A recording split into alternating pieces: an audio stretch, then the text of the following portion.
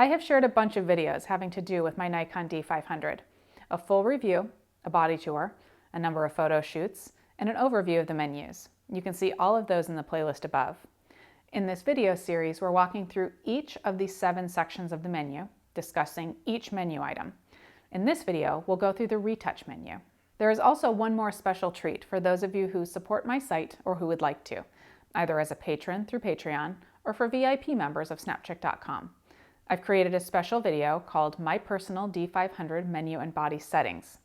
In that video, I show you how I've put together my hand-picked settings into a configuration for the D500 that is ready for many different types of shooting. Links to that video on Snapchick.com and on Patreon are in the description of this video below. Now for the Retouch menu. This menu is only available if you have images or videos on the memory card, because this is where you can edit those images or movies in your camera.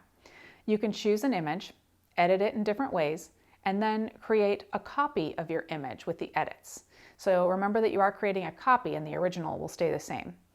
And one thing to note is that you will save the same file size and image quality as the original, with the exception of RAW and TIFF files. They're saved as JPEG fine large with maximum quality compression in the same size as the original. The Retouch menu is the 6th icon down on the left side of the screen.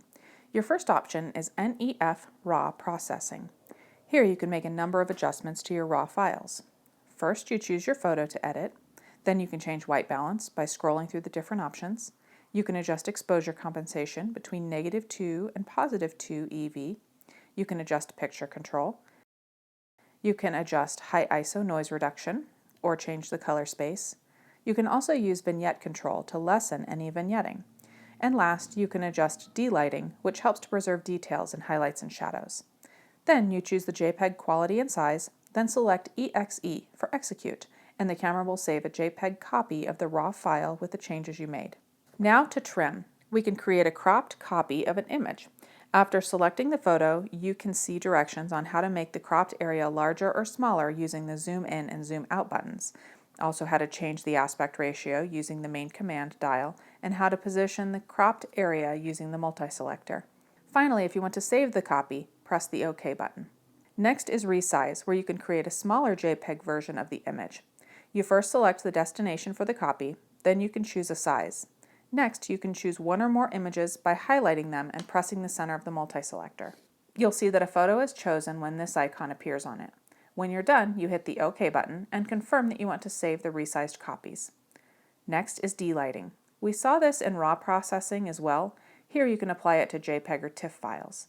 You can choose your photo, then press the right or left arrows on the multi-selector to decide how much of the effect you want. Again, press OK to save the copy.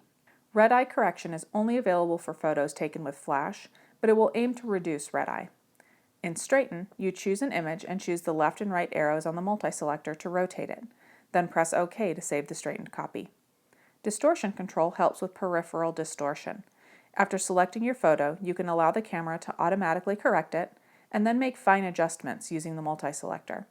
If you have auto distortion control enabled in the photo shooting menu, you won't be able to choose auto here. Either way, you can choose manual and use the right arrow on the multi-selector to reduce barrel distortion and the left arrow to reduce pincushion distortion. If you like the results, press OK to save the corrected copy. Next is perspective control. This is for use with images taken from the base of a tall object. You choose your photo, then use the multi-selector to adjust perspective. In filter effects, you can apply a skylight effect, which makes the photo less blue, or you can apply a warm filter, which gives the photo a warm red cast. Then press OK to save the copy. Then there's Monochrome, where you can convert images to black and white, or you can choose Sepia or Cyanotype.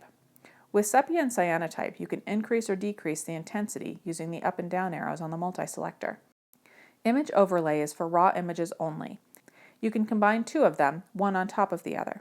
You choose your 2 images, and then you adjust the gain on each, between 0.1 and 2, by using the up and down arrows on the multi-selector.